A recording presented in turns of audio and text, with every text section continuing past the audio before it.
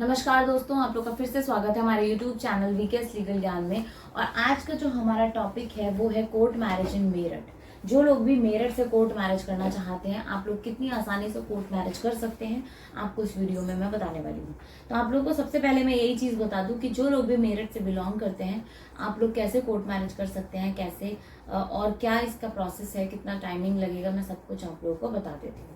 First of all UP में ही मेरठ पड़ता है और ये आप लोगों के लिए बहुत ही ज़्यादा अच्छी बात है कि जो लोग भी मेरठ में रह के कोर्ट मैरिज करते हैं वो कितनी आसानी से कर सकते हैं। दोस्तों देखिए, हम आप लोग के स्टेट या डिस्ट्रिक्ट तक इसलिए भी लेकर आए हैं ये सुविधा, ताकि आप लोगों को भागकर किसी और शहर में ना जाना पड़े। जो लोग ये सोचते हैं कि अभी हम लोग शादी कर लें और जब हमें सही समय लगेगा तब हम अपने पेरेंट्स को बता देंगे, तो उन लोगों के लिए ये सुविधा हम लोग लेकर आए हैं। क्योंकि हर कोई इंसान अपने घर से भागकर कहीं और जाके कोर्ट मैरिज नहीं कर सकता। ये भी आप लोग मेरी इस बात से सहमत होंगे।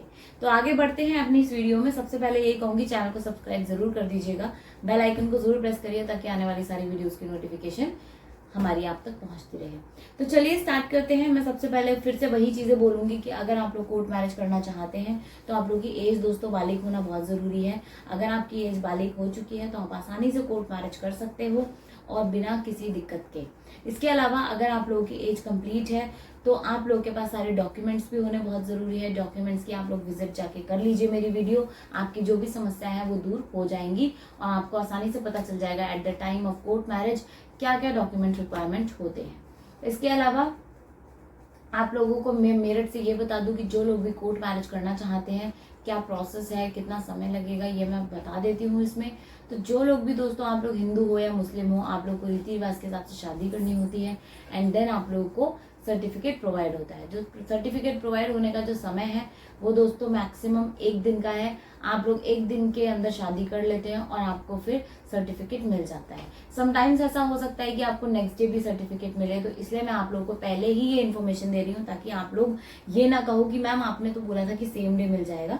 तो कई बार ऐसा होता है कि आप लोग अगर सेम डे नहीं दे पाए तो आप लोग को नेक्स्ट डे आके कोई भी कपल में से एक जना आकर ले सकता है। तो ये था वहाँ का सारा प्रोसेस जो कि मैंने बताया।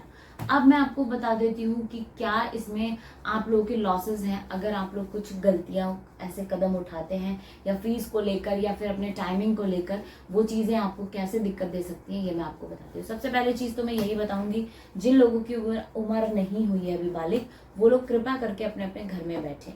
फिलहाल तो शादी करने की सोचिए भी मत। खासकर मैं लड़कों को ये इन्फॉर्म या फिर एक वार्निंग ही समझ लीजिए कि अगर मान लीजिए आप लोग किसी नाबालिग लड़की को लेकर भाग रहे हैं शादी करने के लिए, तो आप वो बहुत बड़ी गलती कर रहे हो।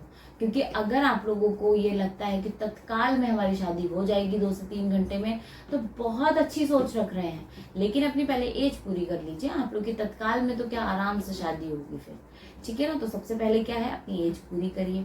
अगर आपने एज पूरी नहीं करी और आप मान लीजिए किसी लड़की को लेकर भाग गए और वो नाबालिग है, तो आपके ऊपर क्या क्या केसेस लग सकते हैं ये मैं बताती हूँ और आपकी आधी जिंदगी जेल में जाएगी। सबसे पहली चीज पोक्सो एक्ट लगता है, दूसरा रेप के चार्जेस लगते हैं, तीसरा किडनैपिंग के चार्जेस लगते हैं। So many cases are there जो आपके ऊपर लगेंगे और आपकी फैमिली के ऊपर भी लगेंगे। नाउ अब आपके ऊपर है कि आप लोग क्या डिसीजन लेते हैं क्या नहीं लेते। वीडियो को जरूर सुनिएगा ताकि आपके जो भी डाउट्स है ना दोस्तों वो अपने आप क्लियर हो जाएंगे। तो प्लीज आदत डालिए पूरी वीडियो सुनने की, क्योंकि बहुत सारी चीजें हम इस वीडियो में ही आप लोगों को बताते हैं ताकि आप लोगों तक वो इन्फॉर्मेशन पहुंच सके। तो इसके अलावा मैं एक और चीज़ बताती हूँ कि अगर आप लोग को डाउट इस चीज़ का रहता है कि नोटरी स्टैम्प पेपर की शादी वैलिड होती है, तो वो गलत है।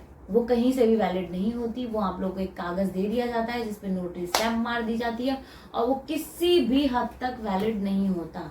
आप इंडिया में तो क्या, उसे आप पड़ोस के किसी घर में भी दिखाने लेके जाओगे ना तो वो बोल देगा कि भाई ये किसी भी तरीके से वैलिड सर्टिफिकेट नहीं है। क्योंकि वैलिड सर्टिफिकेट कैसा होता है ये मैं आपको दिखा देती हूँ। वैलिड सर्टिफिकेट में आप लोगों की फोटो दिखती है और फोटो के साथ साथ आप इस सर्टिफिकेट को ऑनलाइन भी चेक कर सकते हो। इसके अलावा ये गवर्नमेंट के पास एक पूरा बैकअप पहुंच जाता है आपका कि आप दोनों उस टाइम से हस्बैंड एंड वाइफ हो चुके हो। और तीसरी जो महत्वपूर्ण चीज़ है कि अगर आपको जो सर्टिफिकेट मिल रहा है वो मैरिज रजिस्ट्रार ऑफिस से ही मिलता है, कभी भी कोर्ट में से या कोई भी नोटरी स्टैम्प पेपर मार के नहीं दे सकता। तो ये चीज़ आप लोग को ध्यान में रखना बहुत ज़रूरी है।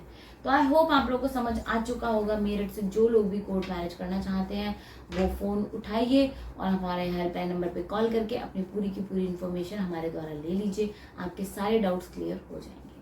तो जो लोग भी इंटरेस्टेड हैं कॉल करने के लिए वो हमारे हेल्पलाइन नंबर पे कॉल कर सकते हैं। हमारी टीम आपको प्रॉपर तरीके से हेल्प करेगी, क्योंकि मोस्ट एजुकेटेड हमारे पास एडवोकेट्स हैं जो कि आपको हेल्प करते हैं, नॉट इवन मैरिजेस के ऊपर। इवन अगर आप लोग की कोई लीगल केस चल रहा है तो भी आप लोग की हर तरीके से हेल्प करी जाएगी। डिस्ट्रिक्ट कोर्ट से लेके हाई कोर्ट या सुप्रीम कोर्ट, हर जगह आप लोगों के लिए हम लोग अवेलेबल हैं। आप लोग अपनी समस्या हमसे शेयर आसानी से कर सकते हैं, जिसके बाद आपको किसी भी तरीके की दिक्कत नहीं होती है। तो इस वीडियो को यहीं खत्म करती हूँ दोस्तों। आई होप आप लोगों को पसंद आया होगा। लाइक जरूर करिएगा इस वीडियो को और चैनल को सब्सक्राइब करना बिल्कुल ना भूलें। बेल आइकन को भी जरूर प्रेस कर दीजिए।